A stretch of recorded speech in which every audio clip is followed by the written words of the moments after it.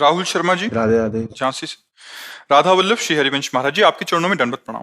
गुरुदेव, जब से आपके श्री वचनों से राधा नाम के नाम की महिमा जानी है, तब से नाम जाप और अंतःकरण से नाम स्मरण करता रहता हूँ। परंतु गुरुदेव, जब भी मैं नाम जाप करता हूँ तो मन में भय सा बना रहता है कि मेरा राधा नाम की महिमा को जानने में मेरे जीवन के 30 वर्ष व्यर्थ चले गए। पर अब जब जाना कि राधा नाम की महिमा कितनी अनंत है, तो हमेशा एक भय मन में बना रहता है कि ये शरीर कभी भी छूट जाएगा और उसके साथ साथ ये राधा नाम भी भूल जाऊंगा। मुझे राधा रानी चाहे नहीं नर्क भेजें या स्वर्ग। नहीं नहीं नहीं नहीं शरीर छूटने के बाद राधा नाम उनका भूलता है जिसने नाम को लिया ही नहीं है, नाम को अपना धन नहीं माना है। जब आप इतना प्यार नाम से करते हैं तो इससे कई गुना नाम आपसे प्यार करता है, तभी आपके अंदर ये प्यार आया है। ये हर समय रहता है, सिद्ध सिद्ध भाव देह में भी ये रहता है, कभी नाम नहीं छूटता। मैं आपसे क्षमा भी मांगना चाहता हूँ, क्योंकि जब इसलिए क्षमा मांगी, मैं आप मेरे सोशल मीडिया से मैंने आपको जाना।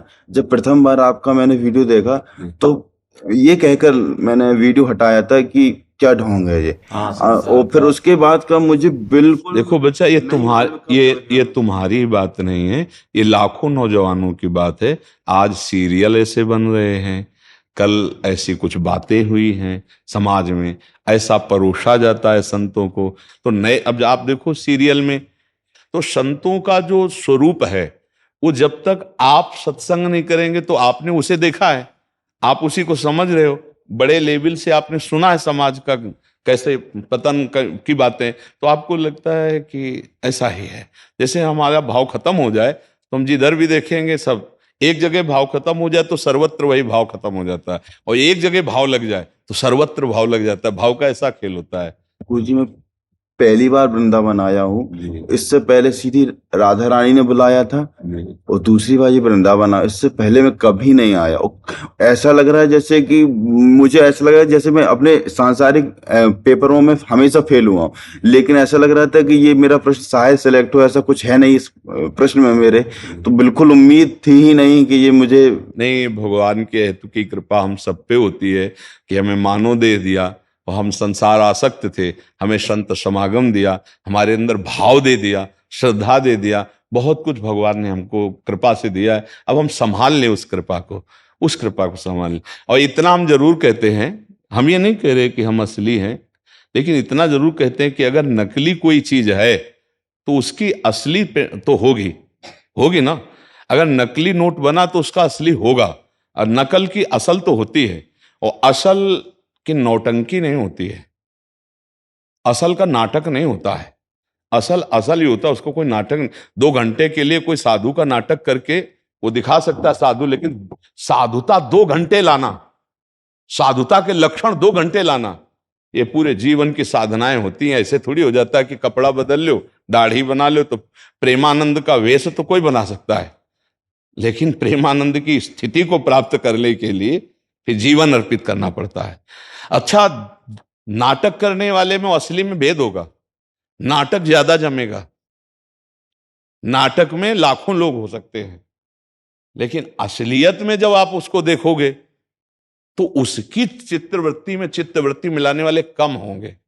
देखो ना, आप देखो, ठीक है आज ऐसा है, लेकिन जहां हमें सत्य वस्तु की प्राप्ति, सत्य वस्तु कितने प्राप्त करना चाहते हैं हमें ये बताओ।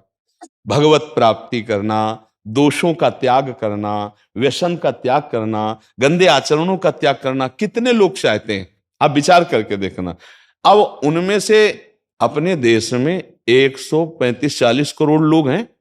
कितने लोग हैं भाई? हजारों में हो सकते हैं, आप लाखों में भी नहीं कह सकते। इतनी बड़ी जनसंख्या में इतने लोग अध्यात्म को सुनना चाहते हैं, अध्यात्म को जानना चाहते हैं। उनमें कितने पाना चाहते हैं? किनका केवल अध्यात्म लक्ष्य है, तो जब छटनी करे तो अंगुली में आ जाएंगे अध्यात्म कि शुद्ध मुझे भगवत प्राप्ति करनी है। तो ये कृपा पात्र जनों का होता है। नहीं, यहां तो देखो भगवान की केवल अध्यात्म चर्चा है बस, इसके अलावा अगर आप कुछ बोलेंगे तो रोक दिया जाएगा। केवल अध्यात्म वो आप सुनने आए हैं, इसका मतलब भगवान की विशेष कृपा आपके ऊपर हुई, तभी आप बैठे हैं। नया लड्डू पूड़ी मिलेंगे, नया कोई जंतुर मिलेगा, नया भस्म मिलेगी, और इस तरह की बातें करने वाले को डांट मिलेगी, यहां से बाहर कर दिया जाएगा। अब ऐसी जगह तुम बैठ के सुनना चाहते हो, भगवान की कृपा सिर्फ है। तो इतने कौन कृपा पात्र, कितने कृपा पात्र हैं? बिरला कोई कृपा पात्र बनता है। जैसे इतने सब बिरले हैं, जितने बैठे हो बिरले में आए हो, क्योंकि 140 करोड़ जनता है। कितने मतलब इसमें बदलना चाहे, पर यह जरूर है कि सत्य का प्रभाव झकझोर देता है। सत्य का प्रभाव झकझोर देता है। आज हम जब देखते हैं कि सब 18, 20, 30 के अंतर्गत होंगे, अगर 40,000 हैं तो हम उनमें से ये मान सकते हैं कि 500 वयोवृद्ध होंगे, बकाया सब जितने होंगे सब नौजवान भाई। राधा राधा, और स्टाइल तो अलग होती है लो वाले की। हम खड़े हो जाते हैं और हमारी छाती जो है ना शीतल होती है और फूलती है कि ये नौजवान जो आज हमारे ऊपर कृपा करके अपने असद आचरण छोड़ के और राधा राधा बोल रहे ना, तो हमारा जीवन धारण करना सार्थक हो गया। बस ये समझो, ये जो चीज हम देख रहे कि जो भाई जन कहते हैं हम शराब छोड़ दिए, हम मांस छोड़ दिए, हम गंदे आचरण छोड़ दिए, हम ऐसा राधा राधा जपते, ये हमारी फीस है। ये हमारे जीवन की फीस है कि आप सुखी, आप आनंदित, आप धर्म से चल रहे हो, तो हमारा साधु वेश धारण करना, हमारा बोलना सार्थक हो गया। इससे बड़ी कोई फीस आप हमें नहीं दे सकते। आपका जीवन आनंदित हो, आपका जीवन परिवर्तित हो, तो यही सुख मिलता है। तो आपकी तरह तो लाखों की भावना पहले ऐसे ही होती है। आज हमारा अध्यात्म बिक रहा है, बात समझ रहे हैं? इसीलिए अध्यात्म को ना कोई समझना चाहता है और भावना बिगड़ जाती कि यार सब ढोंग है। जैसे आपको प्रारंभ में लगा, और जब आपको सही माने में अध्यात्म का परिचय प्राप्त होगा तो देखो आप ही हाथ जोड़े बैठे हो। आपको सुनकर के कितने लोगों के जीवन में एक नूतन प्रारंभ हुआ है। आप भगवत कृपा से सब होता है ना। भगवान निमित्त किसी को बना देते हैं, बल उन्हीं का होता है। मूकम करोति वाचालम पंगुम लंघयते गिरिम यत् कृपातम हम वंदे परमानंद माधवम। जैसे कई बार हमने कहा है कि तिनके की सामर्थ्य नहीं कि वो उड़ सके, पर जब वायु का संयोग मिल जाता है तो तिनका भी उड़ जाता है। ऐसे ही एक साधारण असाधारण वैभव से युक्त हो जाता है जब भगवत कृपा हो जाती है। तो वही असाधारण कृपा संतों की है, जो लोगों का परिवर्तन हो रहा है। मेरे में तो सामर्थ्य नहीं, संतों की कृपा से, भगवान की कृपा से वो वाणी समझ रहे हैं। ये बहुत बड़ी बात कलयुग है। इस युग में नौजवान भाई हमारी बात को समझ रहे हैं, हमारे ऊपर बड़ी कृपा कर रहे हैं। वो असत आचरणों का त्याग कर रहे हैं, ये हमारे ऊपर बड़ी कृपा कर रहे हैं। अगर वो ये कृपा न करते तो हमारा जीवन धन्य ना होता। हम अपने मुख से अपने जीवन को धन्य तभी कह सकते हैं जब हमारी समाज में सुधार शुरू हो जाए, हमारी समाज की भावनाएं बदलने लगे, धर्म को समझने लगे, तो हमारा बाबा जी बनना, हमारा साधना करना, हमारा भजन करना सार्थक हुआ। हमारा कल्याण ये तो कोई खास बात नहीं। हमारे को निमित्त बनाकर भगवान यदि इनका कल्याण कर रहे तो यही हमारे जीवन की सार्थकता हो जाती है। ऐसा लगता है कि अब शरीर कभी भी छूट जाए उसका कोई बात, लेकिन अगर एक भी जीव सत्य मार्ग में चलने लगा तो हमारा साधु वेश धारण करना सार्थक हो गया। सब संतों का यही भाव होता है, सर्वे भवन्तु सुखिना सर्वे सन्तु निरामया। जो संत हैं सर्वे भवन्तु सुखिना, सब सुखी रहें। तो अगर ये भाव नहीं है तो फिर संत भाव नहीं है। संत का भाव ही है सर्वे भवन्तु सुखिना सर्वे सन्तु निरामया सर्वे भद्राणि पश्यन्तु माँ कश्चित् दुख भाग भवेत्। कभी किसी को दुख ना पहुंचे, सबका दुख मेरे को प्राप्त हो जाए, सब सुखी हो जाए। ऐसा प्रायः सब महात्माओं का, जो बड़े बड़े संत हुए, दूसरों के प्रारब्ध को ले लिया और चुपचाप भोग लिया, उसको स्वस्थ कर दिया, जाओ भगवान का भजन करो, तुम्हारा मंगल हो। ऐसे संतों की भाव, ये सब भागवती कृपा से होता है, भगवान की। जी भूमिका जी दिल्ली से। राधे राधे गुरु महाराज। राधे राधे महाराज जी, आपके चरणों में कोटि कोटि प्रणाम। गुरु जी, हमारे साथ घर में जैसे कोई दुर्व्यवहार करता है और हम मानसिक रूप से विक्षिप्त होते हैं, हम उस बात का जवाब देना चाहते हैं मगर नहीं दे पाते, और हम आपके कहे अनुसार उस व्यक्ति में प्रभु दर्शन करने की भी कोशिश करते हैं, सफल भी होते हैं, कभी कभी राधा नाम जप करने की भरपूर कोशिश करते हैं। इस दरमियान अगर हमें खाना बनाना पड़ जाए तो हम जिव्या से राधा नाम जपने की कोशिश करते हैं, पर मन में वह चिंतन होता है कभी कभी, मतलब जो घटना हुई है। हाँ, तो मन में, क्योंकि अभी मन में पवित्रता उस कोट की तो आ नहीं गई कि तत्काल आपने उसको काट दिया और मन शांत हो गया। ये बहुत बड़ी बात है जो आपको भगवान की कृपा से सत्संग के द्वारा जो बातें मिली, आप उसको उतारना चाहते हैं कि आपके साथ कटु व्यवहार हो, प्रतिकूल व्यवहार हो, आप उसे सह जाएं, तो इस सहने से भगवान की विशेष कृपा प्राप्त होती है। मतलब आप ये समझ नहीं सकती कि जैसे आप चल रही हैं, अगर सच्चाई से ऐसे चलती रही तो आप खुद आगे देख लेना कि महाराज आपके आपके ही बल से सब हो रहा है गुरु जी। नहीं, बल तो भगवान का, श्री जी का कृपा से सबको आज प्राप्त आपने होता है। निहाल कर दिया गुरु महाराज मुझको। नहीं, श्री जी का बल, प्रभु का बल ही। और ऐसा नहीं कि आपके साथ ही प्रतिकूल व्यवहार होता हो, सबके साथ होता है। जब कोई धर्म में चलना चाहता है तो माया प्रतिकूल व्यवहार करती है बहुत। मतलब अगर आपको चरित्र दिखाए महापुरुषों के तो आप डर जाओगे कि भक्ति में ये होता है क्या। सत्य पे चलने वाले के साथ प्रतिकूलता आती ही आती है, बड़े जोर की, और सह गया तो आगे बढ़ गया। तो क्या असत्य पे चलने वाले के, उसको इसलिए नहीं कहा जाता कि वो तो गिरा है ही है, उसकी तो दुर्गति होनी ही है। पर सत्य पे जो चढ़ना चाहता है उसके साथ प्रतिकूलता माया देती ही है। अभी पहले बैच में सब संत भगवान आए थे, तो उनमें से एक संत भगवान यही कह रहे थे, जब मैं यात्रा करता हूं तो लोग देख करके गालियां देते हैं, तो उस समय मेरा मन बड़ा दुखी हो जाता है कि मैं ठीक से चलता हूं और भगवत फिर ऐसा क्यों। तो हम कहा नहीं, दुखी नहीं होना, ये क्लास की परीक्षा है। अगर आप साधुता के क्लास में अध्यात्म में पढ़ रहे हो, आपको गाली मिल रही हो, आप मुस्कुरा के निकल गए, तो आपका क्लास चेंज हो जाएगा, भूमिका बढ़ जाएगी। और अगर आप नाराज हो गए तो आपका क्लास वहीं रहेगा। और अगर आपने गाली गुप्ता और ऐसा लड़ाई झगड़ा कर दिया तो आप जिस क्लास में उससे भी नीचे आ जाएंगे। यह अध्यात्म है, इसमें सहन करने से भगवान की विशेष कृपा प्राप्त होती है। और जो आपको उपहास करेगा, आपको परेशान करेगा, वो अपराध कर रहा है, खुद दंड का भागी होगा। देखो, उमा क्षमा सापहु ते भारी, अपने कर्म जाय अपकारी। यदि आपने क्षमा कर दिया तो ऐसा नहीं कि उसको बढ़ावा दे दिया, उसको भागवतिक दंड प्राप्त होगा, वो अपने आप ठीक हो जाएगा। तुम चिंता मत करो। तुम दंड देना चाहोगे तो तुम फिसल जाओगे, तुम छोड़ दो उसे श्री भगवान के ऊपर। वो है, ईश्वर है, वो उसको अपने आप संभाल लेगा। और संभलते हुए बहुतों को देखा है कि जो बहुत ही नास्तिक प्रवृत्ति के थे, वो आस्तिक होकर भगवत मार्ग में लग गए। भगवान सबको सद्बुद्धि दे, भगवान संभाल देता है। हमें क्षमा रूपी बल रखना है, अधिक से अधिक क्षमा करना है। जब हम टूट जाते हैं, गुस्सा हो जाते हैं, तो फिर भगवान उसे बचाते हैं, उसे संभालते हैं। नहीं, क्षमा करना चाहिए अपने लोगों को। लेकिन यदि अधिकार पद में, किसी सरकारी अधिकार पद में है, फिर कानून की व्यवस्था देखनी होती है, वहां क्षमा शब्द नहीं होता। ये भी बात देखना है कि जैसे हम लोग जन साधारण भाव से भक्ति भाव में, तो हमको ऐसे चलना है। लेकिन अगर अधिकार पद हो, फिर वहां नहीं, फिर उसके अनुसार अपराधी को दंड देना पूजा होगी और निरपराधी को छोड़ देना। अगर साबित हो गया है कि अपराधी है, तो अब हम उस पर यह नहीं कि हम भगवान की भावना करके क्षमा कर देंगे, नहीं, अब उसको दंड विधान होगा, यही पूजा होगी उसकी। लेकिन अपने जन साधारण में सहन करना ठीक है, लेकिन अधिकार पद में जब राष्ट्रीय सेवा का अधिकार पद आता है, फिर उसमें नहीं लागू होगा, फिर उसका दूसरा सिद्धांत होगा। हाँ, निर्दोष को बचाना हर तरह से, और दोषी को, अपराधी को दंड देने से अपराध की प्रवृत्ति का नाश होता है।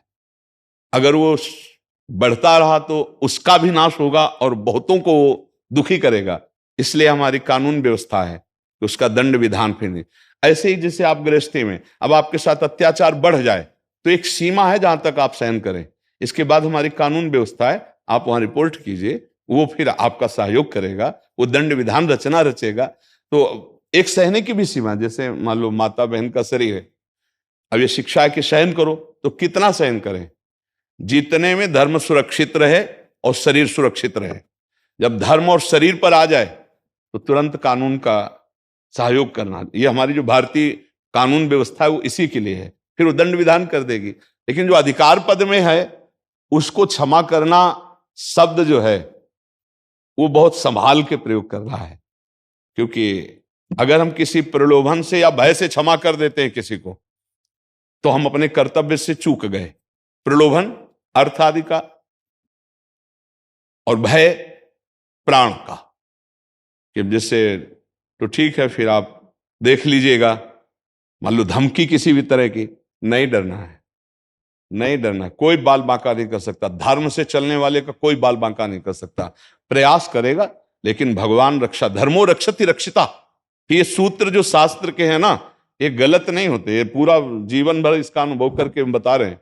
धर्म से चले, कभी किसी के प्रलोभन या भय से निर्णय गलत ना कर दे, और अपराधी को उसके अपराध के अनुसार दंड देना, ये भगवान की पूजा हो जाएगी, और निरपराधी को हर तरह से बचा लेना, ये भगवान की पूजा हो जाएगी। तो ये बात मतलब पद के अनुसार उपदेश जो है, व्यक्ति के व्यक्तित्व के अनुसार उसका उपदेश बदल जाता है। जैसे एक गृहस्थ में साधारण धर्म का निर्वाह करने वाली, तो सहो जहां तक हो सके, इसके आगे अगर कोई बढ़ता है तो कानून का सहारा लीजिए, आप सुरक्षित रहिए, आप सुखपूर्वक रहिए। लेकिन जहां फिर पद पे कोई आ जाता है, फिर उसका अलग निर्णय होता है, उसके लिए अलग धर्म का उपदेश है। जैसे अपने किसी को मारें, दंड दें, तो भारतीय और भागवतिक दोनों कानून के विरुद्ध है। आपका अधिकार दंड देना नहीं, आपको कोई अगर प्रताड़ित कर रहा है, परेशान कर रहा है, तो कानून विभाग है, आप उससे शिकायत कीजिए, आप दंड देने के अधिकारी नहीं। मानो आपने दंड दे दिया तो कानून को आपने तिरस्कार किया, अपने हाथ में ले लिया ना, तो वो तो अपराधी था ही, आप भी अपराधी बन गए। हमारा कानून आदेश नहीं करता कि आप दंड दें, कानून दंड विभाग तय करने के लिए न्यायाधीश बैठे हुए हैं, वो इसी बात के लिए हैं। हमारी जो सरकार की व्यवस्था है कानून को, आपको पकड़ेगी, वहां तक पहुंचाएगी, साबूत पेश करेगी, दंड दिया जाएगा, आप दंड देने के अधिकारी नहीं है। ऐसे भागवतिक है, यदि आपको कोई ऐसा कर रहा है तो आप तत्काल दंड देने के लिए उतारू मत हो जाइए, थोड़ा विचार कीजिए कि अगर आप बच सकते हैं तो बच जाइए, और नहीं बच सकते, सह नहीं सकते हैं, ज्यादा है तो फिर कानून का सहारा लीजिए। नहीं, सहने से बहुत लाभ मिल जाता है। कोई चार बातें कह दी, हमने सह लिया और अपने काम में लग गए, तो कोई बड़ा थोड़ी हो गया, झगड़ा मिट गया। अब झगड़ा करोगे तो दोनों जाओगे, एक थोड़ी जाएगा, वो अपराधी जाएगा, जिससे आप भिड़े तो दोनों जाओगे, दोनों की हथकड़ी बराबर लगेगी। अब न्याय में फिर होगा जब होगा, लेकिन पकड़े तो दोनों जाओगे, कानून के विरुद्ध तो दोनों हो गए। इसलिए बहुत सावधानी से संसार में चले, कोई अपराध न बनने पावे, और हर समय भगवान रक्षा करते हैं, विश्वास रखो, सबकी भगवान रक्षा करते हैं। कर्म के अनुसार उसे भोगना होता है, ये भी बात पक्का। अगर हमारे ऐसे कर्म हैं कि अब हमको मृत्यु दंड मिलेगा, तो आराम से नाचते नाचते मृत्यु हो जाती है, नहीं हो जाती? तो आप ये समझ लो, है कोई ईश्वर, कोई मालिक है जो सबको हर तरह से देख रहा है। आप अनाथ नहीं हो, वो सर्वशक्तिमान देख रहा है, कर्मों के अनुसार दंड मिलेगा। प्रगट में जो कानून है वो प्रगट प्रमाण पर दंड देता है, लेकिन भगवान को प्रमाण की जरूरत नहीं, वो सर्वदृष्टा है, वो एक एक क्षण की आपकी बात देख रहे हैं। जी दीपा जी जयपुर से। राधे राधे महाराज जी, आपके चरणों में कोटि कोटि प्रणाम। गुरुदेव भगवान, साधक का पहला गुण है सहनशीलता, लेकिन मेरे में ये सहनशीलता बहुत कमी है महाराज जी, अपनी कोशिश से सफल नहीं हो पा रही हूँ। जीवन में सहनशीलता कैसे लाऊं महाराज जी? हमारा तो एक ही मात्र उत्तर है, नाम। नाम, सब सामर्थ्य नाम में छुपी हुई है। अध्यात्म की सामर्थ्य से ही दूसरे के द्वारा किए हुए अपमान को सहा जा सकता है, लौकिक सामर्थ्य से नहीं। ध्यान रखना, लौकिक सामर्थ्य में क्रोध आएगा, ना कि क्षमा। जैसे आपके पास रुपया की सामर्थ्य है, आपके पास शरीर बल है, आपके पास व्यवहार बल है, बाहरी प्राकृतिक सांसारिक बल से आप किसी को क्षमा नहीं कर सकते, क्रोध आएगा। और अध्यात्म बल ही क्षमावान होता है, और उसकी कमी हो जाती है जब हम संसार में शरीर भाव से भोगों में रत होते हैं, तो अध्यात्म शक्ति क्षीण हो जाती है आपके अंदर, पर वो क्षीण हो गई। अब अध्यात्म शक्ति जागृत हो, वो नाम से होती है। नाम में देखो कितनी सामर्थ्य है। एकनाथ जी के नाम के बड़े महापुरुष हुए महाराष्ट्र में, संत एकनाथ जी।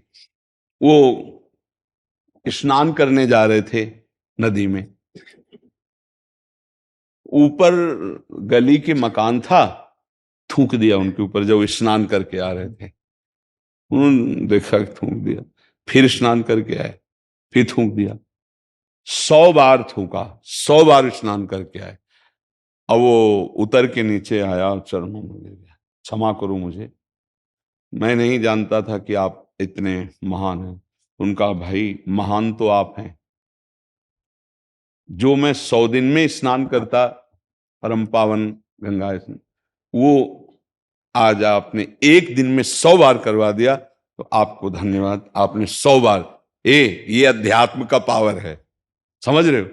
और संसार का पावर ऐसे देखता हूं, कहता मान लो 2 बार 4 बार 5 बार इसके बाद चाहे जितना होता, अगर थोड़ा अध्यात्म की सहनशीलता ना होती तो इतना ही आता कि अच्छा तू क्या समझ। लेकिन उन्होंने क्या कहा, ये तुम्हारे को धन्यवाद है, तुमने 100 बार हमको एक दिन में स्नान करवाया। ये अध्यात्म की शक्ति से ही केवल सहनशीलता आ सकती है, अन्यथा नहीं आ सकती। सहन भले आप सुन रहे हो कि सहन करना चाहिए, अब उसने कुछ कहा, आप थोड़ा रुके, फिर उसने कुछ कहा तो गले तक आ गई, फिर कहा, और वो फिर पूरा निकल जाएगा उसके अंदर से। क्यों? क्योंकि नाम का पावर कम है अभी। नाम जब बढ़ाओ फिर आप देखना, फिर आप निकल जाओ। जैसे आपकी जेब में 1 करोड़ रुपया हो और आपसे कोई बात करना चाहे, बैठाल के चाय पिलाना चाहे या गाली देना चाहे, सम्मान करना चाहे, हर स्थिति में आपको लगेगा निकल चलो, चुपचाप निकल चलो। तो कोई कहेगा आओ हाथ में आचार नहीं, फिर किसी दिन, आज नहीं। कोई गाली देने लगे तो आप सर झुकाओगे, चुपचाप निकल, क्योंकि आपके पास अपना माल सुरक्षित। ऐसे ही जब आपका वजन बढ़ेगा ना, तो अपना माल सुरक्षित करने के लिए आप बड़े से बड़े अपमान को सहकर भी आप निकल जाएंगे। और वो भजन आपके हृदय में शीतलता प्रदान करेगा। भजन के बिना नहीं सहा जा सकता। थोड़ी देर बुद्धि लगाओगे, इसके बाद हार जाएगी बुद्धि और एकदम बम फूट पड़ेगा। जो रोक रहे थे ना, देखा हमने बहुत सीधे सरल आदमी को भी जब आप 10-20 बार टॉर्चर करोगे वचन का, तो सहेगा, तो सह नहीं रहा, वो इकट्ठा हो रहा है। और फिर जब उसका बांध टूटा तो हमने देखा कि ये तो बोलना नहीं जानता था, वो ऐसा बोला कि हिला के रख दिया पूरा थर्रा के। तो वो क्या हुआ, वो धीरे धीरे रोकना चाहता था, रोक रहा था, तो वो सब इकट्ठा हो रहा था, डिलीट कर नहीं पाया। ज्ञान इतना है नहीं कि उसे नष्ट कर दे। तो जब इकट्ठा हुआ तो बम बन के फूटा, फिर जो उसका विकराल रूप आया, वही सबका होता है। तो ये तब रुकेगा जब भजन है। भजन के बिना नहीं रुक सकता, बुद्धि को समझाने से नहीं रोका जा सकता। जैसे आप लोग या कोई भी जानते हो ये पाप है, फिर क्यों करोगे, पर आप कर लेते हैं, क्योंकि बुद्धि को रोकने की पावर शक्ति नहीं रह गई, वो भजन से आएगी। देखो, बात सुना तो बुद्धि में पावर शक्ति आई, रोक दिया। देखो, बात मानने के लिए तैयार हुए, तो अब ये नशे ऐसे हैं कि छोड़ना बहुत कठिन होता है। लेकिन देखो, आपकी निष्ठा सत्संग सुनने से बन गई ना, तो नाम जप करोगे तो कितना लाभ मिलेगा, कितने बलवान बन जाओगे। तो हमें लगता है नाम जप और बढ़ाया जाए और कोई हमसे गलत बात ना होने पावे, कोई गलत वाणी से, गलत चिंतन, गलत शरीर से। तो हमारा नाम जब सुरक्षित रहेगा तो हृदय शीतल रहेगा, तो कोई गाली भी दे, हृदय ठंडा है तो गुस्सा नहीं आएगा। और अगर कमजोर हृदय हो जाता है तो नाक में गुस्सा हो जाता है, नहीं, जरा सी बात में गुस्सा हो जाता है। भाई साहब आप थोड़ा सकिलेंगे क्या? क्यों सकिले? मतलब वो आदमी चढ़ा बैठता है, यहां गुस्सा रखी, लोगों को देखो ला, क्योंकि हृदय की क्षमता शक्ति कमजोर होती चले। तो भजन और बढ़ाओ तो क्रोध शांत होने लगेगा, हृदय शीतल होने लगेगा, और फिर भगवान भी रक्षा करते हैं, भगवान भी बचाते हैं। गौतम भाटिया जी, राधे राधे। डॉक्टर आशीष, डॉक्टर नूपुर, शिवकांत, अर्चना द्विवेदी जी, इन सबका हमारा जी एक जैसा ही प्रश्न है।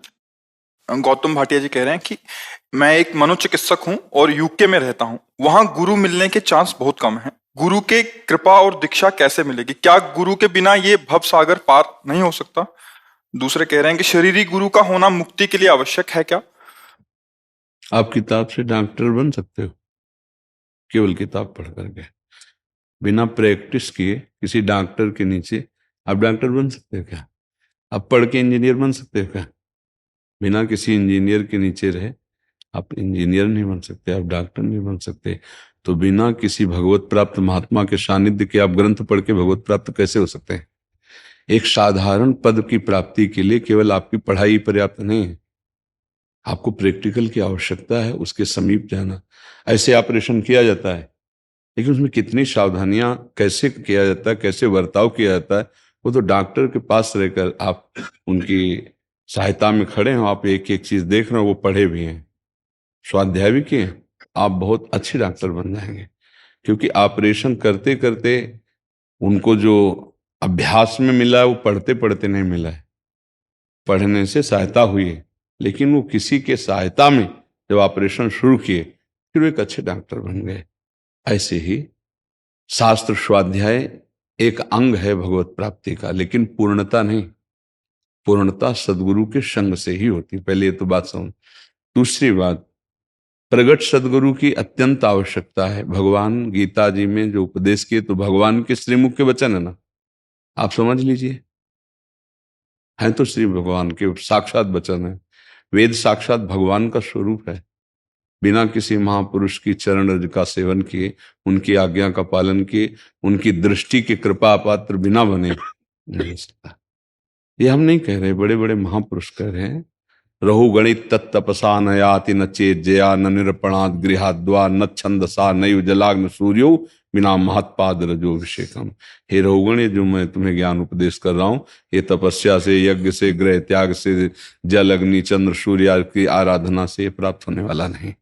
ये बिना ब्रह्मबोध महात्मा की आज्ञा में रहे, उनकी चरण रज का सेवन किए बिना ये प्राप्त नहीं होता है। तो फिर चाहे शिव विरंच सम हुई गुरु बिनु भव निधि तरह न कोई, गोस्वामी तुलसीदास ने लिखा। अब यहां बात समझनी कि गुरु की जो महिमा इतनी वर्णन की गई है, वो साक्षात भगवान ही गुरु रूप से आए हैं। तो हम उनकी बात मान लें, वो बात अगर हम पकड़ लिए तो आप चाहे जहां विश्व के किसी कोने में रहो, आप गुरु के नजदीक ही हो। एक बार हमको निर्देश मिला, ऐसे ऐसे हमें जीवन चलाना है, चल रहे हैं और सत्संग सुनते रहते हैं। तो संतों की वाणियों में अध्यात्म का जो अनुभव युक्ति है, जिससे हम काम क्रोध लोभ मोह मद मत्सर से अपने को बचा पाते हैं, वो सत्संग से प्राप्त होता है। और जो उस युक्ति का प्रयोग करने का बल है, वो भजन से प्राप्त होता है। तो इसलिए साधन को हरिभजन कै सत्संग सहाय, और दोनों चीजें सदगुरु से प्राप्त होती हैं। आप मनमानी साधना करके और कुछ अनुभव हो तो हमें बता दें। बिना गुरु मानी हुए किसी को नहीं भगवत तत्व का बोध या भगवत प्रेम। ऐसे आरती घुमाना, अगरबत्ती लगाना, थोड़ा ज्ञान की बातें कर लेना, लेकिन ज्ञान की बातें ऐसे कर सकते हो जनसाधारण में, लेकिन ज्ञानियों के बीच में नहीं कर सकते। वो जहां होगा तो एक शब्द में समझ जाएंगे कि तो थोथी भाषा है केवल। जैसे भूसी कूटने से कुछ मिलता है क्या? चावल उसका निकला हुआ है तो भूसी कूटने से कुछ मिलेगा क्या? तो ऐसे जबान से ज्ञान की चर्चा करना मानो भूसी कूटना है। और गुरुजनों के चरणों में बैठकर उनके शब्दों से जो बोध होता है, वो है वास्तविक भगवत मार्ग का अनुभव। पर जब हम दैन्य होकर आर्त भाव से गुरुदेव को भगवान का स्वरूप मानकर सब अपना जितनी जानकारी हो सब कूड़ा में डाल देते हैं, बिल्कुल कोरे कागज बनकर जब उनके सामने होते कि हम कहाँ से शुरू करेंगे और ज्ञान तक पहुंचेंगे। हमारा ककारा पूर्ण कहाँ होता है? ज्ञान। ज्ञान में नहीं होता है, आखिरी ज्ञान है। मतलब पढ़ाई की पूर्ति ज्ञान में है। कहाँ से शुरू होता है और ज्ञान तक पहुंचता है। तो अगर ज्ञान नहीं हुआ तो पढ़ाई किस काम की? अपना ज्ञान, अपने इष्ट का ज्ञान, अपने लक्ष्य का ज्ञान, अपने धर्म का ज्ञान, अपने पद का ज्ञान, अपने कर्तव्य का, अपने राष्ट्र सेवा, अपने परिवार सेवा, अपनी सेवा। यहाँ अपनी सेवा भी नहीं कर पा रहे हैं। अपनी सेवा, अपना उद्धार, अपनी सेवा नहीं कर, अपने साथ दुश्मनी का कार्य कर रहे हो। जो मनमानी भोग रहे हैं, शराब पीते हैं, मांस खाते हैं, हिंसा छल कपट, वो अपना नाश करने वाले हैं, वो अपने दुश्मन है, वो अपने मित्र थोड़ी है। खुद से खुद का नाश कर रहे हैं। और जिनको ज्ञान तक पहुंच रहे हैं वो अपना भी कल्याण करते हैं, दूसरों का भी कल्याण करते हैं। सातरत सातरत सा लोकांतरयति। तो आप बताओ, ककाहरा बिना गुरु के सीख जाओगे? जब बिना स्कूल गए ककाहरा सीख जाओगे? बोले नहीं, माता पिता से हम कह रहे हैं बिना शिक्षा के सीख जाओगे? वो गुरु ही तो हुआ जिसने हमको शून्य लगा के ऐसे डंडा लगाना है, ऐसे करो, ऐसे, तो का बन गया। और जिसने सिखाया कि ये का है, ये खा है, ये गा है, आज संस्कृत से हिंदी से उन्हीं की कृपा से तो बोला जा रहा है। तो गुरु है। बिना गुरु के अक्षर ज्ञान नहीं होता। अक्षर, फिर वो अक्षर परमात्मा का ज्ञान कैसे हो जाएगा? अक्षर का ज्ञान, शब्द का ज्ञान, फिर शब्द ब्रह्म का ज्ञान कैसे हो जाएगा? इसीलिए जब उद्धार की बात आती है, मुमुक्षुता जागृत होती है, तो बिना गुरु के नहीं। भागवत के 11वें स्कंद में प्रबुद्ध जी महाराज कह रहे हैं, जब किसी जीव को भगवान की कृपा से बात आती कि अब मेरा कल्याण हो जाए, मैं मुक्त हो जाऊं, तो वो संतों की खोज करता है, गुरु की खोज करता है। गुरु मिल गए मतलब भगवत प्राप्ति दुर्लभ अब नहीं है। पर गुरु कैसे होने चाहिए उसमें लिखा है। शब्द ब्रह्म के पारगामी विद्वान और परब्रह्म की अनुभूति से युक्त, अर्थात शास्त्रों का ठीक ठीक पूरा ज्ञान और अनुभूत सहित, कि शास्त्र और अपनी अनुभूति दोनों मिलाकर बोले और शिष्य को उन्नति, परमार्थ की उन्नति पर ले जाए। पर शिष्य कौन? जो मन वचन कर्म से गुरुदेव की आज्ञा पर समर्पित है। दोनों, अगर योग्य गुरु और योग्य शिष्य है तो देर नहीं लगेगी, भगवत प्राप्ति हो जाएगी। शिष्य की अयोग्यता क्या होती है? कैसा भी शिष्य हो, यदि आज्ञा का पालन नहीं करता है तो अयोग्य है, अनाधिकारी है। और आज्ञा का पालन करता है तो योग्य है, चाहे यहां से 10 लाख किलोमीटर दूर हो तो भी वो गुरु के सानिध्य का ही अनुभव करेगा। और चाहे आप 10 अंगुल नजदीक बैठो, आज्ञा का उल्लंघन करोगे तो सानिध्य का अनुभव नहीं होगा। ये बात आप समझ पा रहे हैं? आपको कोई संशय? बस ये और पूछना था आज जी कि मैं बाहर रहता हूँ तो वहाँ पे कोई इतना साथ नहीं मिल पाता है। आजकल मोबाइल है। तो गुरु मुझे ढूंढेंगे या मैं गुरु तक पहुंचूंगा, कैसे होगा? भगवान के ऊपर छोड़ दीजिए, तुम क्यों परेशान हो? या तुम आए हो या भगवान लाए? आपकी क्या मान्यता है?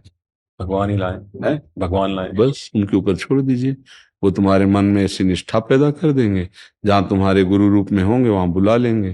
तुम्हारा मन आ जाएगा कि हमारे पर ब्रह्म परमात्मा है, हम जिनकी खोज कर रहे थे, हमारी खोज यहाँ पूर्ण होती है और हम शरण में हो जाते हैं। भगवान के ऊपर छोड़ो, वो सर्वज्ञ हैं, वो तुम्हें भी जानते हैं और वही गुरु रूप से हैं, उनके ऊपर छोड़ो। जैसे तुम आज वृंदावन आए तो तुम्हें श्री भगवान की कृपा लाई। यहाँ कोई अपने पुरुषार्थ से नहीं आता है, ये कृपा से। अब मोय भाव भरोसा हनुमंता, बिनु हरि कृपा मिले नहीं संता। तो ऐसे गुरु भी मिल जाएंगे कृपा से। धैर्य रखो और नाम जप करो, सत्संग सुनते रहो, अंदर से प्रार्थना प्रभु से करते रहो कि देखो प्रभु, आपके सिवा कोई गुरु है नहीं, आप ही किस रूप में हमें मिलते हो, आप बुला लीजिए या आप आ जाइए, अब मुझे आवश्यकता है आपके गुरु रूप की। वो संभाल लेंगे। ठीक है? कोई संशय? जी स्वामी श्री मधुर वंजी महाराज हरिद्वार से। जी महाराज जी। पूज्य महाराज जी, हमारे राम जी पंचायती श्री निरंजनी अखाड़ा हरिद्वार से स्वामी श्री मधुरवन जी महाराज आप श्री के चरणों में दंडवत प्रणाम करते हैं। पूज्य महाराज जी, हम लोग माँ गंगा के पावन तट पर निवास करते हैं और गुरु महाराज जी के मार्गदर्शन में साधन करते हैं। तो मन चंचला है, अतः मन शांत निर्विरोध भगवत स्मरण में लगे और साधन सेवा होती रहे, इसके लिए मार्गदर्शन करें महाराज जी। मन की 2 प्रकार से ही बहिर्मुख वृत्ति होती है, एक रागात्मक, एक द्वेषात्मक। तीसरा कोई पॉइंट ही नहीं है। इन्हीं 2 से हमारा मन बहिर्मुख होता है। रागात्मक होता है जब अज्ञान की वृत्ति के कारण हम किसी वस्तु व्यक्ति स्थान में सुखद बुद्धि कर लेते हैं, महत्व बुद्धि कर लेते हैं, भगवत बुद्धि रहित, तो उसमें राग हो जाता है। और जब प्रतिकूल भावना बन जाती है तो द्वेष हो जाता है। अनुकूल भावना में राग होता है वस्तु व्यक्ति स्थान में, और प्रतिकूल भावना में द्वेष होता है। द्वेष की स्वयं की सत्ता नहीं, वो राग से ही प्रकट होता है। जैसे क्रोध की स्वयं सत्ता नहीं, वो काम से ही होता है। कामा संजायते क्रोधा, ऐसे राग से ही द्वेष का प्रादुर्भाव हुआ है। अगर राग ना हो तो द्वेष हो ही नहीं सकता है। इन दोनों वृत्तियों पर हमें ध्यान देना है। मन को शांत करने के लिए राग द्वेष दोनों खोइए, तब खोजी पद निर्वाण। जो महापुरुषों ने आदेश किया कि राग द्वेष दोनों को खोना है। अब हमारा किसी भी वस्तु व्यक्ति स्थान में राग ना हो तो द्वेष होगा ही नहीं। तो ये राग कैसे मिटे? प्रधान चीज राग है। उसके मिटाने के लिए भगवान बहुत खुले शब्दों में कह रहे, मत्तः परतरम नान्यत किंचिदस्ति धनंजय। भगवान की इस वचन को देख लो कि मेरे सिवा किंचन मात्र कोई नहीं है। अब हम अगर ये भावना का प्रचार करें अपनी दृष्टि में कि जिस जिस वस्तु व्यक्ति स्थान में जाए उसको हम भगवत भाव में ले लें, तो राग खत्म हो जाएगा। भगवत भाव से अनुराग होता है, राग नहीं होता है। जो भगवत भाव रहित होता है उसी को मोह कहते हैं, काम कहते हैं, राग कहते हैं, आसक्ति कहते हैं। लेकिन वही मोह राग आसक्ति काम यदि श्री भगवान से हो जाए तो अनुराग युक्त हो जाता है। भले किसी भी भाव से हो, जहां चित्त वृत्ति में भगवत भाव आता है वो सब भस्म होकर अनुराग रूप में परिवर्तित हो जाता है। भगवान के भाव में ऐसी महिमा है कि हर वासना को, हर दुर्वासना को उपासना में बदल देता है भगवत भाव। और भगवत भाव रहित हर उपासना विश्राम दुर्वासना में ही करती जाके। बहुत गौर से इन शब्दों का चिंतन किया जाए। भगवत भाव रहित हर उपासना दुर्वासना में विश्राम करेगी। साधन करेंगे परमार्थिक, लेकिन मन का विश्राम होगा शब्द स्पर्श रूप रस गंध प्रकृति का। ये साधक का दुर्भाग्य होता है, ये किसी एक का नहीं है। दुर्वासना मम सदा परिकर्षयंती, अंदर ये वृत्ति बैठी रहती है रसेंद्री जनेन्द्रिय आदि में कि इनके संयोग सुख में ही सुख है। यद्यपि साधना हम परमानंद की कर रहे हैं, पर आंतरिक जो बुद्धि है वो निश्चय करती रहती है, मन और संकल्प विकल्प करता रहता है, चित्त और चिंतन करता रहता है परमार्थ से विलग होकर कि इसमें सुख है। जैसे कोई मान प्रतिष्ठा में, कोई अर्थ की वृत्ति में कि अर्थ के द्वारा भोगों को हम भोग सकते हैं नाना प्रकार के। तो एक श्लोक है हमारे श्रीमद् राधा सुधा निधि में, दूरादपाश स्वजनान सुखमर्थ कोटिम सर्वेषु साधन वरेषु चिरम निराशा। ये समझना है। फिर सहज सुख का जो प्रादुर्भाव होता है, सहज सुख जो बिना किसी क्रिया के, बिना किसी हेतु के, अगर ज्ञान मार्ग का है तो उसे आत्मानंद कहते हैं, और भक्त मार्ग का है तो उसे भगवदानंद कहते हैं, प्रेमानंद कहते हैं। शंकर सहज स्वरूप संहारा तो लाग समाधि अखंड पारा। सहज सुख के लिए दूरादपा से स्वजनान, शरीर संबंध से जितने भी संबंध हैं इनसे दूरी बना लेनी चाहिए, जिन्हें हम स्वजन कहते हैं। मतलब भगवदानंद सहज स्फूर्ति, इसके लिए चूंकि एक विरक्त उपासक का प्रश्न है, इसलिए दूरादपा से स्वजनान, अपने शरीर से जितना भी संबंध रखने वाले हैं उनसे दूरादपाश। और सुखमर्थ कोटिम, अर्थ के द्वारा प्राप्त होने वाले करोड़ों प्रकार के सुख होते हैं, उनका त्याग। और साधना के द्वारा होने वाले सुख का त्याग। अगर साधना के सुख का भोग करता है तो सहज भगवदानंद की स्फूर्ति या स्वरूपानंद की नहीं हो पाएगी, क्योंकि बल साधन का है। तो फिर साधन क्यों करे? जब साधन का सुख नहीं भोगना तो साधन क्यों करे? असाधन से बचने के लिए।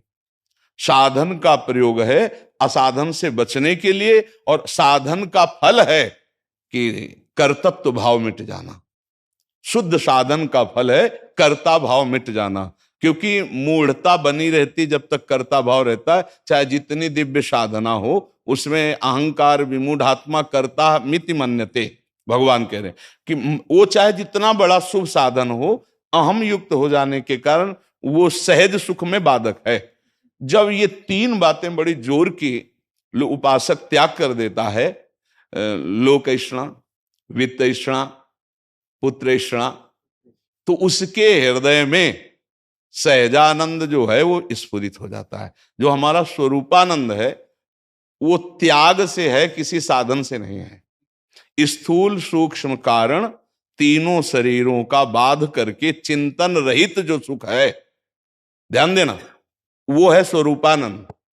स्थूल सूक्ष्म कारण को समर्पित करके जो चिंतन सहित सुख है वो भगवदानंद है। फाइनल वो समझ रहे ना आप? इसमें कोई संशय तो नहीं ना? चाहे भक्ति से चलो चाहे ज्ञान से चलो, स्थूल सूक्ष्म कारण जगत का त्याग करना ही है, आंतरिक और बाह्य भी। अब राग द्वेष की दोनों वृत्तियां मिट जाएंगी। जब तक हम किसी इष्ट को स्वीकार नहीं करते, चाहे वो आत्मस्वरूप, गुरुदेव स्वरूप, नारायण स्वरूप, श्री कृष्ण स्वरूप, कोई भी, यहां सवाल हल करना है तो मानी संख्या गुरुदेव परब्रह्म एक जगह शुरू कर दे, माना नारायण, माना हरि, हमारा सर्वस्व चिंतन वहीं लग जाना चाहिए। जैसे ज्ञान में है तो सर्वस्व चिंतन नकारात्मक में है, ये नहीं, ये नहीं, ये नहीं, तो है जो है वहां तक पहुंच जाया जाता है। अन्वय और व्यतिरेक ये पद्धतियां हैं। लेकिन जब भक्ति मार्ग से हम चलते हैं तो है से शुरुआत करते हैं, और है को इतना फैला देते हैं कि नहीं शब्द अंतर ध्यान हो जाता है। और ज्ञान से इतना नहीं करते हैं कि कुछ नहीं बचता, जो है वह स्थित हो जाता है। समझ रहे? एकमात्र केवल वो सत्य। अब वहां कोई जगह ही नहीं बचती जहां हमारा मन जाए। ऐसे जो स्थिति प्रज्ञ, वो ये बात जो है ये साधन पद से नहीं, हाँ अब समझना है। अब हम जानबूझकर अपना पतन करते हैं। जो हमने माना है, जहां हमारा महत्व है, यदि उसका एक सेकंड भी चिंतन छूटता है किसी वस्तु, व्यक्ति, स्थान के संयोग से, तो हमारे मान्यता से वो बढ़कर की मान्यता हो गई। तभी तो छूटा। नहीं छूटा कैसे चिंतन? जब हमने संपूर्ण संसार में, संपूर्ण भोगों में अरुचि पैदा करने वाले मार्ग का अनुसरण किया और सत्य जाना कि वो परमानंद स्वरूप गुरुदेव, इष्ट देव या स्वरूप देव, कोई भी, चाहे कर्मयोग, सांख्य योग या भक्ति योग, वो सब उसी लक्ष्य में पहुंचाते हैं।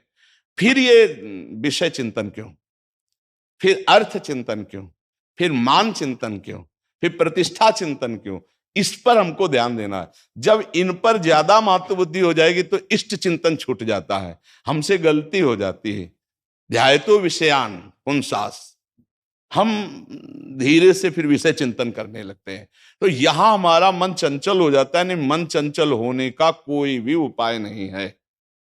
मतलब साधारण लोगों को साधारण तरीके से उत्तर होगा, लेकिन आप सब महात्मा हैं, अब हमारे मन चंचल होने का रास्ता नहीं है, क्योंकि हमारी सर्वांग रूप से महत्व बुद्धि इष्ट देव में। अगर इष्ट देव में नहीं है तो फिर हमारी बहुत बड़ी कमी है। इस कमी को छोड़ना पड़ेगा, क्योंकि हम अब बादशाह हो करके अगर अपने स्वरूप को नहीं समझेगा तो फिर फुटपाथ में भीख मांगने से उसका अपमान ही होगा।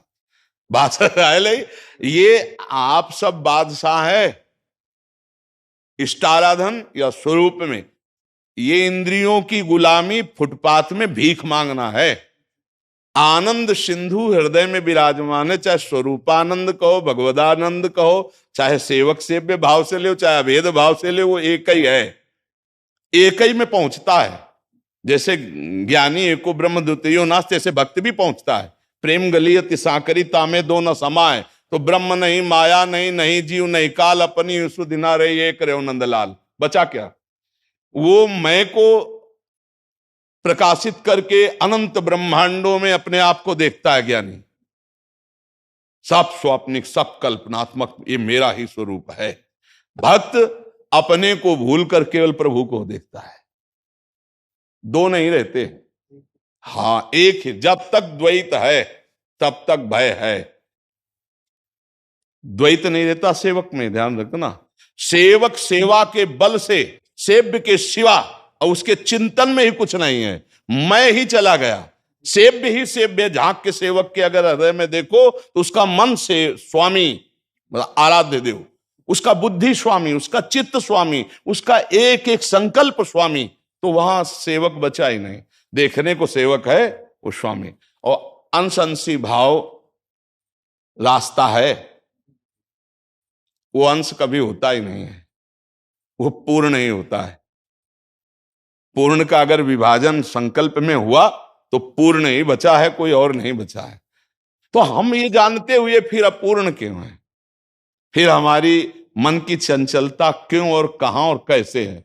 इस पर हमें विचार करना कि जब हम ये जानते हैं तो इसका मतलब जानते हैं पर मानते नहीं, तो हमारा मन चंचल हो सकता है। जहां हम नहीं मानते, अपनी जानकारी को आदर नहीं देते, वहीं हमारा मन फिसल जाएगा। नहीं तो इतनी जानकारी है कि मन को अब जाने की जरूरत नहीं है। और मन नहीं जाएगा जब हमारा जो ज्ञान है वो वास्तविक अनुभव में आ जाएगा, तो मन नहीं जाएगा। जैसे इस समय अपने लोग बैठे, कहां मन जा रहा है? हाँ, तो ऐसे ही हर समय क्यों अपने गुरु के सानिध्य में ना रहे, मानसिक उनके वचन के सानिध्य में क्यों ना रहे, अपनी ज्ञान की सानिध्य में क्यों ना रहे? जो हमें जानकारी है उसके अनुसार हम क्यों नहीं चलते? हम क्या करते हैं कि गुरु को गौड़ कर देते और मन को गुरु मान लेते हैं। तब वो हमको धोखा दे देता है। अगर हम अपने गुरु को मुख्य रखें तो मन को गुलाम बनना पड़ेगा, लेकिन आज तक हम मन के गुलाम रहे और वो हमारा स्वामी रहा है। अब हम बदलना चाहते हैं, पर वो बार बार अपना प्रताप दिखा करके स्वामित्व तो झाड़ ही देता है। इसी को हमको रौंदना है और कोई बात नहीं है। ना इसमें डरने की बात है और ना इसमें नामे भक्ता प्रण स्थिति, ये तो बात समझ लेनी। बात ये कि उसके स्वामित्व में हम बहुत जन्मों से रहे हैं। अब हमको होश आया है कि ये तो नौकर है, हम स्वामी हैं। अब जब हम अपना स्वामित्व उसके ऊपर आरोपित करते हैं तो समझ तो रहा है कि नहीं के बल से मैं बलवान हूं, तो थोड़ी देर तो सपोर्ट करेगा और इसके बाद घुमा के ऐसी चाल में फिर फंसाएगा कि वो जय को प्राप्त होगा, हम हार जाएंगे, हमारा दासत्व होगा, उसका स्वामित्व होगा। ये हर साधक अनुभव कर रहा है। सही बात। ईमानदारी से देखो, अब क्या करना है कि पहले वो 100% हम पर शासन कर रहा था, अब कुछ परसेंट उसका शासन रह गया है। कुछ परसेंट, ये ईमानदारी की बात है कुछ परसेंट शासन है। कहीं कहीं वो हमको भुलावे में डालकर हमारा साथी बनकर और हमको गिरा देता है। बस वही जगह हमें सावधान होना है। हमको जीवन में अपने घुटने टेकने की बात जो मन से है उसको समझना है कि क्यों और कैसे, और अपने ज्ञान को प्रज्वलित करना है। अगर ये चलता रहा तो ये स्थिर हो जाएगा। मन का कोई विशेष बल है जो हमको हराता है, वो है इंद्रियों के द्वारा पार्थिव भोगों में सुख बुद्धि। बस और कुछ नहीं, बस इतना आप समझ लीजिए। इसी पे युद्ध हो रहा है हर संत का, हर साधु का, हर बैरागी का। ये और जो ये युद्ध में नहीं है तो वो राजा नहीं है। केवल मुकुट लगा लेने से राजा नहीं होता। हाँ, चक्रवर्ती सम्राट पद पर वही बैठता है जो विश्व विजेता होता है। तो ये साधु पद बादशाह का पद है। छोटे मोटे राजा होना अलग बात है, बादशाह है। हाँ स्वराज्य सिंहासन पर विराजमान और संपूर्ण परिकर को अपने अधीन आज्ञा पे चलाने वाला। हाँ, तन की सुधि से रहित स्वरूप स्थित, चाहे वो भगवद स्थित, वो बादशाह है। हाँ, जो शरीरा आसक्ति का सेवन विषयों में, इसी को मिटाना हमारी साधुता है। जो है वो तो है ही है, वो कोई साधन से बढ़ता घटता नहीं है।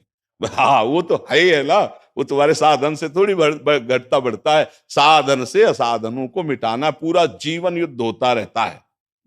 हाँ, जो मन मारिया तन बस में की ना हुआ भरम सब दूर, बाहर से कछु दिखत नहीं अंदर चमके नूर, आपो त्याग जगत में बैठे नहीं किसी से काम, उनमें तो कछु अंतर नहीं संत कहो चाहे राम। भगवान ने ऐसे संतों की चरण धूली लेने के लिए स्वयं याचना की, उनके पीछे घूमते। पर संत कौन? बोले निरपेक्षम मुनिम शांतम निर्वैरम समदर्शनम अनुब्रजाम्य हम नित्यम पूये यत्यंगुरेणु भी। निरपेक्षम, वस्तु व्यक्ति स्थान किसी की भी अपेक्षा नहीं है। शरीर स्वस्थ रहे या अस्वस्थ रहे, मान हो या अपमान हो, निंदा हो या स्थिति, किसी की अपेक्षा नहीं।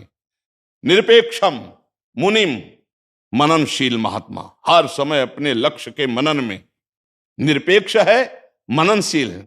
और शांतम, शांत का मतलब आपको कोई पीटे, गाली दे, अपमान करे, थूक दे, आपके हृदय में उसके प्रति अमंगल भावना ही न जागृत हो।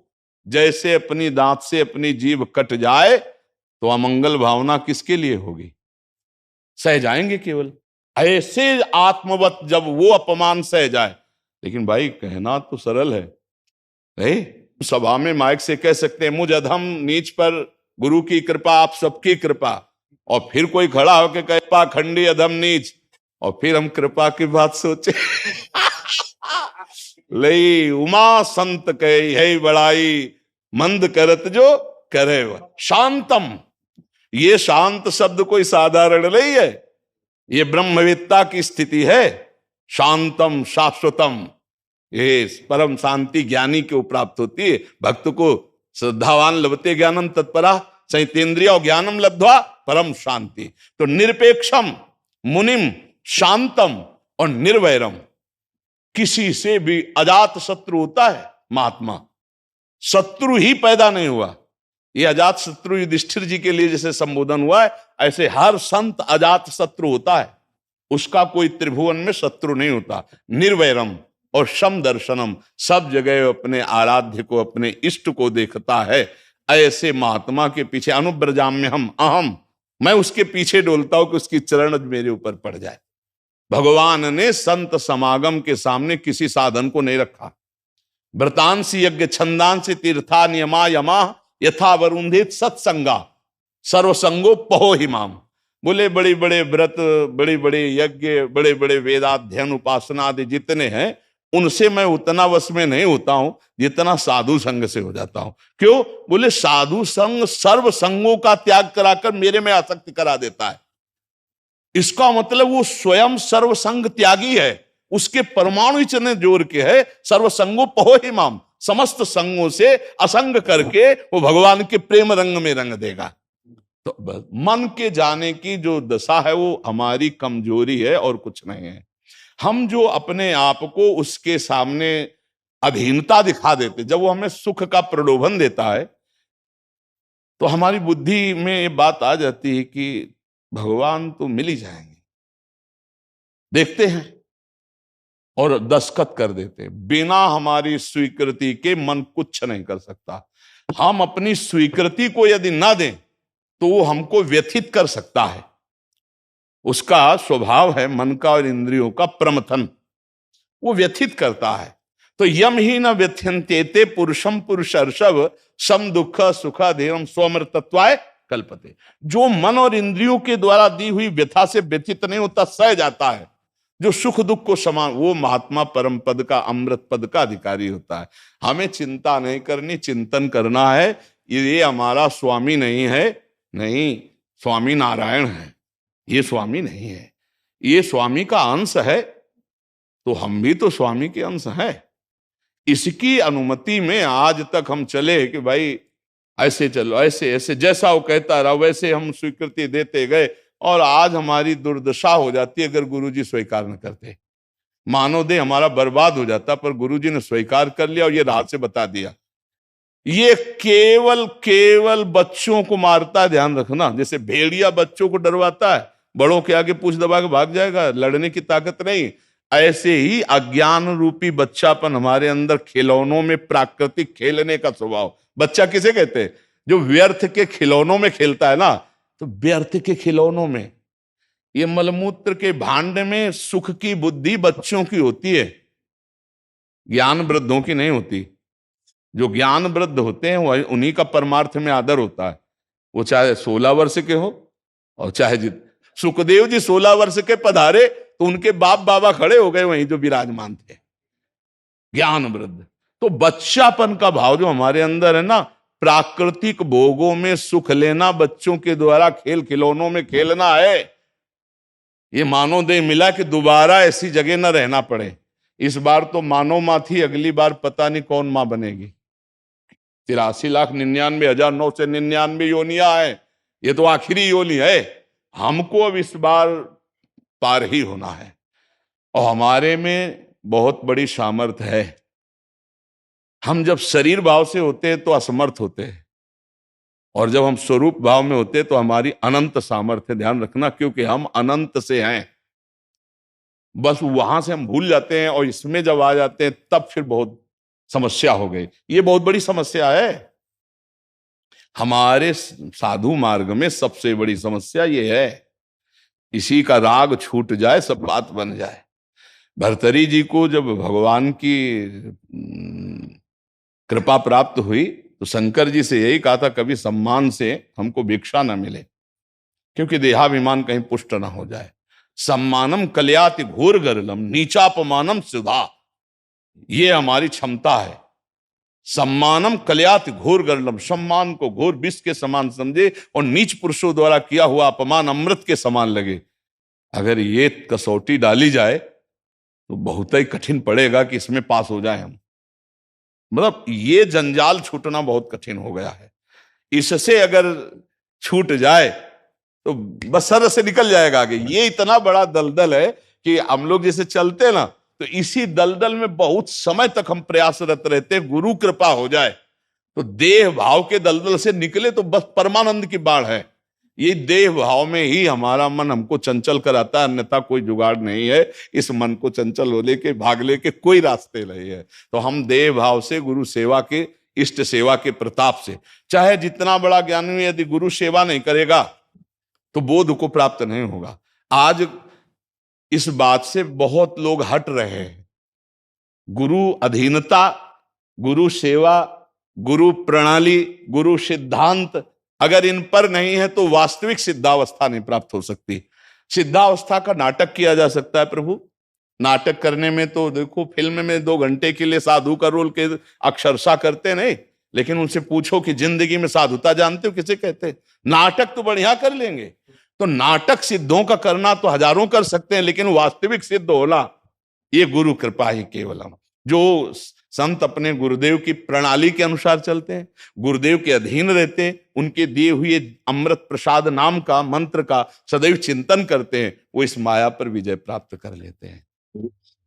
गुरुदेव प्रश्न है। एक केवल ये जिज्ञासा थी आपके दर्शन करने की, पहले तो हर इच्छा से, और दूसरा ये भक्ति मार्ग में कुछ असुविधा बहुत होती है। असुविधा बहुत होती है, कहीं जाना है, कहीं यात्रा में है तो भी असुविधा रहती है। कैसे?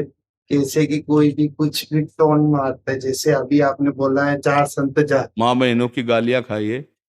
गंगा किनारे जब भ्रमण किए ना 20 वर्ष, गंगा किनारे रहे हम, कभी किसी नगर में प्रवेश नहीं का। हमारे जीवन की यात्रा काशी, वाराणसी से लेकर प्रयागराज तीर्थरा से हरिद्वार के पहले तक हम नगर में प्रवेश नहीं किए, शहर में नहीं, पर तो बहनी बिटिया की गाली मिली है और 2-4 थप्पड़ भी मिले हैं। इससे क्या मन में थोड़ा असुविधा होती नहीं नहीं बात, है, मन चंचल हो? नहीं नहीं नहीं प्रभु, अभी थोड़ा सा ठिकाने पे नहीं बोल रहे हो। नहीं नहीं नहीं, जब कोई हमें गाली देता है और जब हमें कोई मारता है, उस समय हमारी परीक्षा होती है, क्लास ऊपर उठना होता है, हमारी आध्यात्मिक भूमिका ऊपर उठती है। हमको तुरंत वहीं सोचना ये परीक्षा है। उस समय हम सोचते हैं ये व्यक्ति अपमान कर रहा है। नहीं नहीं, मैं जिसकी आराधना कर रहे हूं वो मेरा गुरु आज मेरी सालाना परीक्षा ले रहा है या छमाही, वो तुम देख लो कि कितने दिन बाद अपमान हो रहा है। वो बस निकल गए तो क्लास हो गए, भूमिका बदल जाएगी। तो अगर तुम दुखी हो गए तो फिर क्लास में ही रहना पड़ेगा। अगर ऊपरी भूमिका में जाना है तो आपको ऐसे सहना है जैसे विदेशी भाषा में कोई आपको गाली दे, वो भाषा आपको नहीं आती है, तो आप क्या करोगे? मुस्कुरा के चल दोगे ना, कुछ बोल रहा है। जब आपकी भाषा में आपको गाली दे, मुस्कुरा के चल दो। ये देखो देखो, अपने को तो सहना पड़ेगा, अपने को सहना पड़ेगा। जो विरक्त भ्रमण करने वाला महात्मा है वो इसीलिए दिग्गजी हो जाता है क्योंकि पिट पिट के वो हिट हो जाता है। और जैसे बचपन से जो भिक्षावृत्तियों मांगते हुए जो तपस्या पूर्ण जीवन होता है ना, उसमें बहुत ठोक बजा दिया जाता है।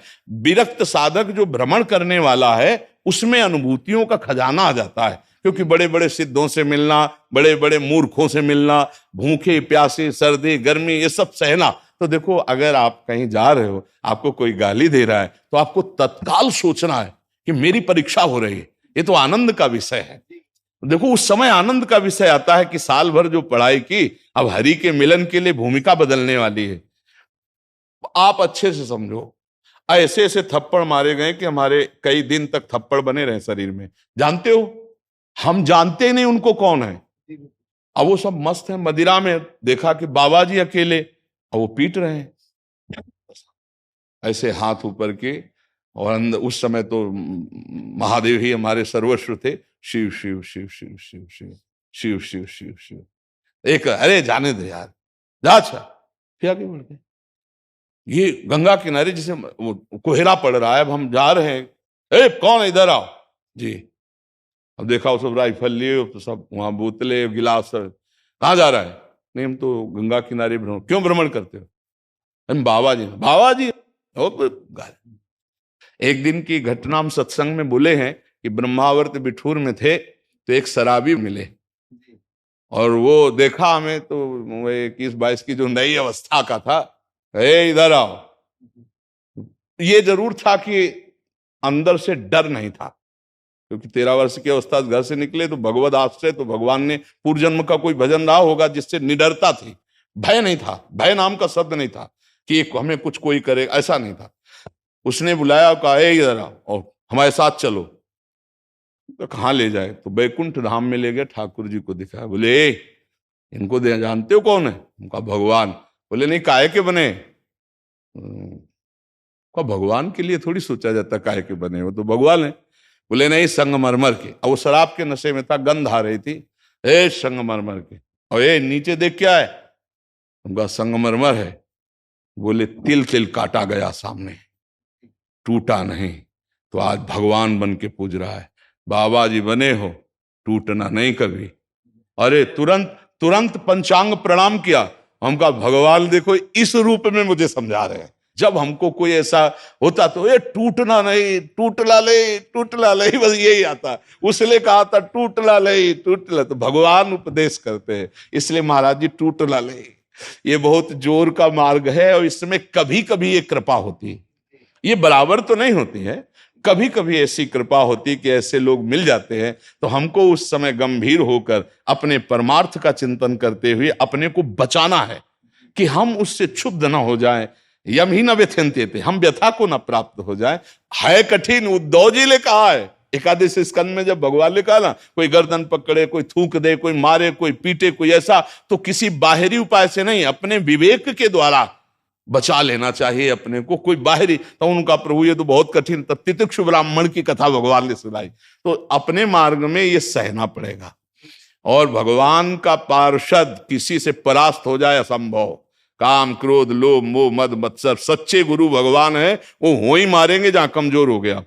पहलवान कुश्ती में जैसे यहाँ मारा और थोड़ा टूटा तो गुरुदेव जो उसके होते वो 10,000 बार यही मारेंगे कि तुम यहां से कच्चे हो, दूसरा जब मारेगा तो तुम गिरोगे, हम पहले मारते हैं। 10,000 बार मार के उनका पक्का कर देता है। तो हम लोग हरि पार्षद हैं, तो जहां अंदर वो देख रहे कि सम्मान प्रियता बढ़ रही, वही मारेंगे वो कि तुम्हारी सम्मान प्रियता नष्ट हो जाए। इसलिए बहुत कृपालु है और अपने को तो डरना नहीं है।